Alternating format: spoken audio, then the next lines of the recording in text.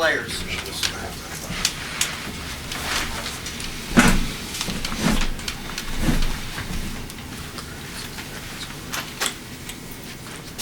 You guys discuss the defensive, kind of mindset there, trying to take Sincere out of getting shots, getting to him. It seemed like y'all did a fairly good job of making him uncomfortable.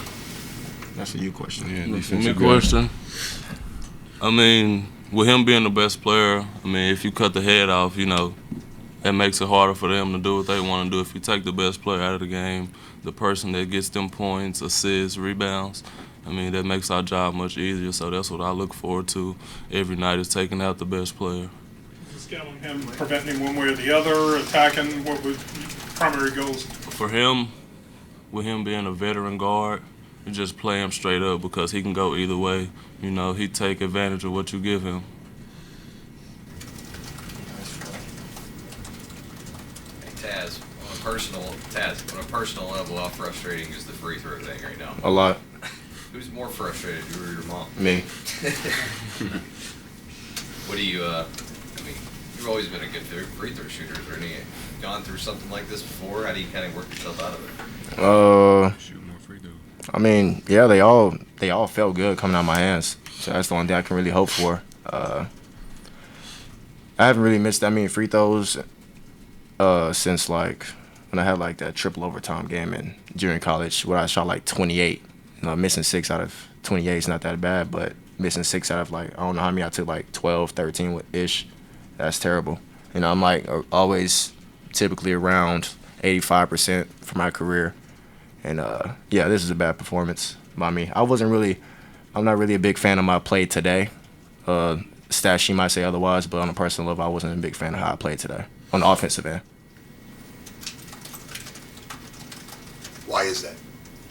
I just feel like I gotta take care of the ball more.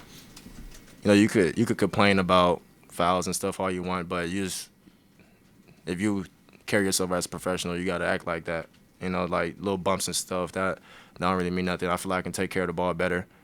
I feel like I took smarter shots today. I feel like, but I can take care of the ball better.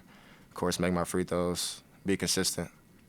Saying that though, it sounds like you feel like your defense is, I don't want to say carrying your game, but you're playing really good defense.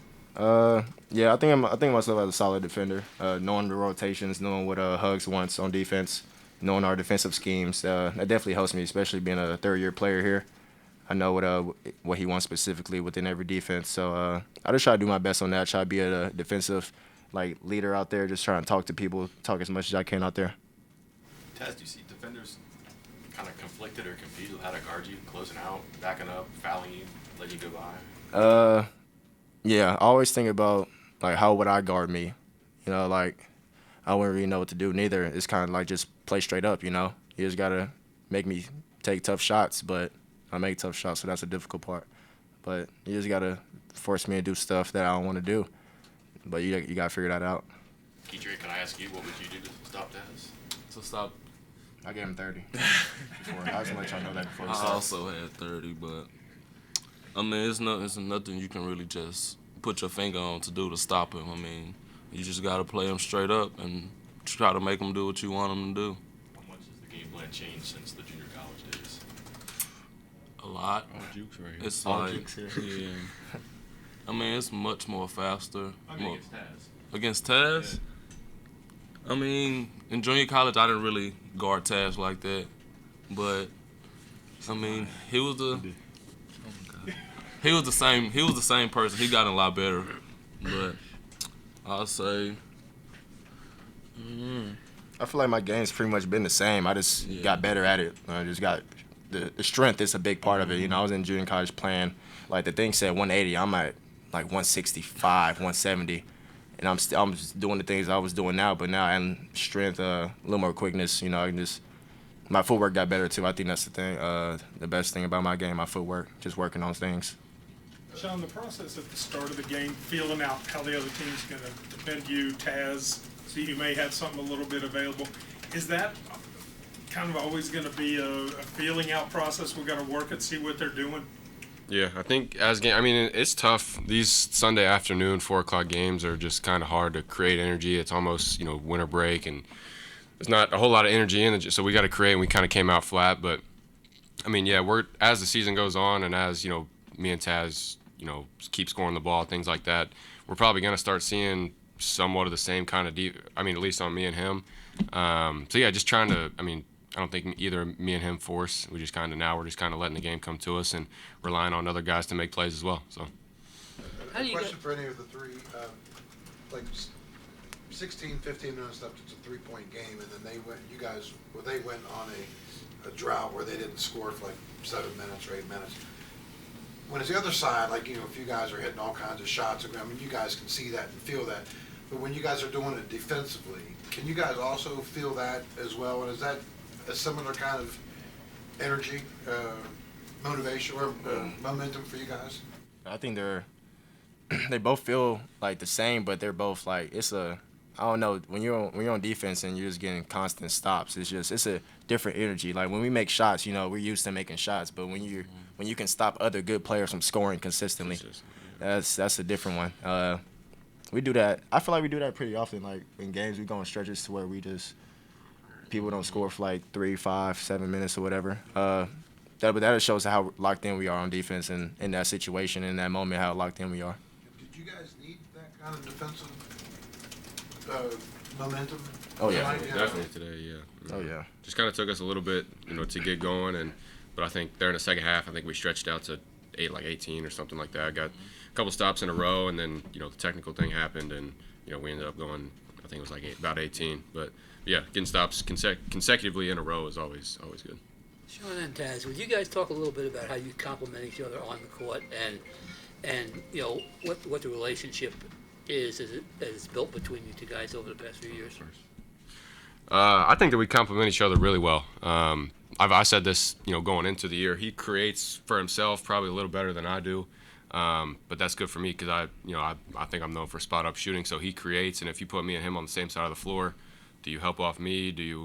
Chances of him, the person guarding him, chances are they're probably not going to be able to stay in front of him. So you kind of pick your poison. So in that aspect, I think we complement each other really well. Yeah, I was describing. I think I told you this too. I feel like I'm a scorer that can shoot. Like I'm a scorer that can do the 3 levels, all 3 levels scoring, but I can also shoot. I feel like you're the opposite of that. Like you're a shooter, but you can also score. Like somebody's trying to run you off the 3-point, like Seth Curry almost. Mm-hmm. Like if somebody try to run you off 3-point line, they don't know that you have this other stuff in your game. When you went at, like today, you went at halftime and you had all the baskets but one. You said what? Do you realize how much you were dominating the scoring? No, like at halftime you went in and there was only one basket made by West Virginia other than you two guys. No, I didn't know that. No, it's just kind of, they kind of rely on us to score. And then other guys, when they have the opportunity to score too, like I was trying to get Jalen going tonight. Mm-hmm. Jalen's kind of been in a slump, but shooters are going to keep shooting. We got full faith in Jalen that he's going to, next shot is going in. So once we start getting other guys going, then we're going to be really good. That's why I feel like it's so good about this team. I feel like everybody kind of knows their roles. Like everybody kind of knows what their role is to play in this team. Jalen's going to figure it out too. He's going to figure it out. Hey, Kedrian, when you have the 2 scorers like that in the backcourt, you're on the floor with a bunch, does that make it just that much easier for you to focus defensively? Like you said, you don't have to, at that position, you don't have to worry about a ton of offense. Yeah, it makes it much easier because having these 2 on the court, I can pass the ball either way. And sometimes it's a guaranteed bucket, sometimes it's not, but it saves me a lot of energy to be able to defend.